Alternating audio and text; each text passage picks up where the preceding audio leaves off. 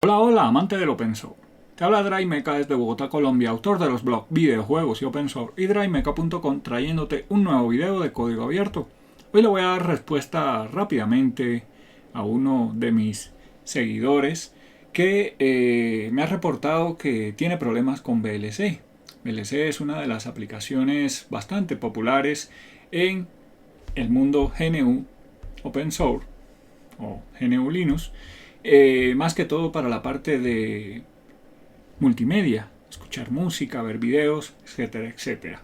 Hoy te voy a mostrar tres posibles formas de corregir problemas de bloqueos de VLC, de que no te muestre imagen, que se entrecorte, que tenga lag, etcétera, etcétera. Bien, este video te lo traigo desde este equipo que es Ubuntu BootGui 20.04.1 LTS y vamos a comenzar. Bien, VLC, para los que no lo conozcan, es una aplicación bastante popular, ¿ok?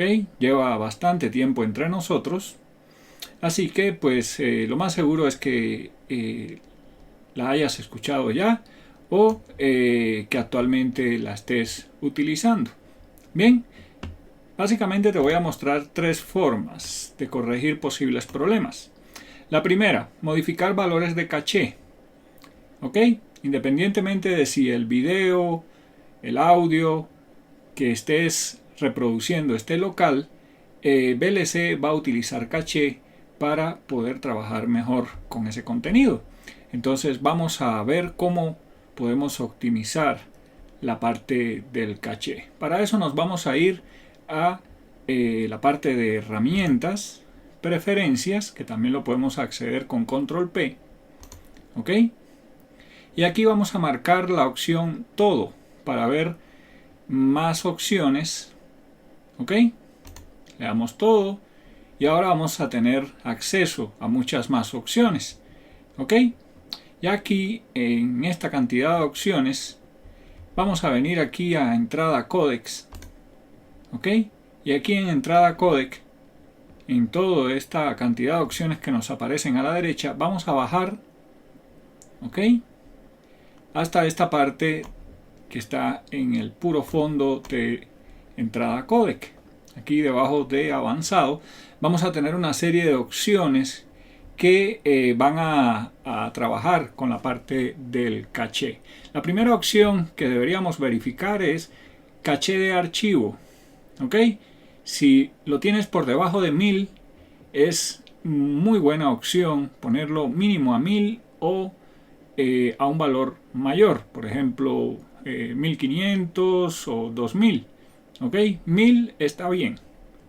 Bien, otra opción que deberías mirar es la parte de caché de disco. Todos estos valores, por cierto, están en milisegundos, ¿ok? Si está, como en este caso, en 300, podemos irlo aumentando hasta llevarlo a 1000, bien, o un poquito más. Otra opción también que deberíamos verificar es caché de red. Esto más que todo va a afectar si el contenido que estamos visualizando o escuchando lo estamos cargando desde otro equipo que no es el nuestro de forma local. Bien, entonces, te repito, para la parte de caché, básicamente los que te recomiendo son caché de archivo, ¿ok? Caché de disco y caché de red. ¿Ok?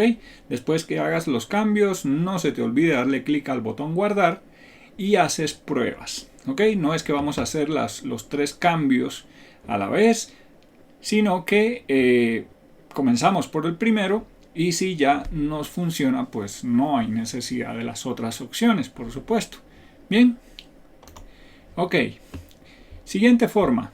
Modificar salida de video. Bien. Nos devolvemos a la configuración. Y aquí vamos a venir aquí a video. Bien. Y en video tenemos esta opción de que nos dice la salida output, que puede ser que lo tengas en automático. Y la idea sería colocarlo en OpenGL. Bien. Si no te funciona con OpenGL, también podrías probar OpenGL 2. Bien, aunque esto más que todo es para sistemas embebidos. Entonces el recomendable sería OpenGL. ¿Ok? Ya con ese cambio, guardas cambios y vuelves a hacer pruebas. Bien. Si no te funcionó, vámonos ya para la tercera opción, que es deshabilitar unas opciones de FFmpeg. Bien. Para eso también nos vamos a ir a la configuración. Volvemos a decirle que nos muestre toda la parte avanzada. Y aquí vamos a venir a la parte de códec de video. Aquí debajo de entrada códec, venimos a códec de video, le damos clic aquí a la flechita a la izquierda y aquí tenemos FFmpeg.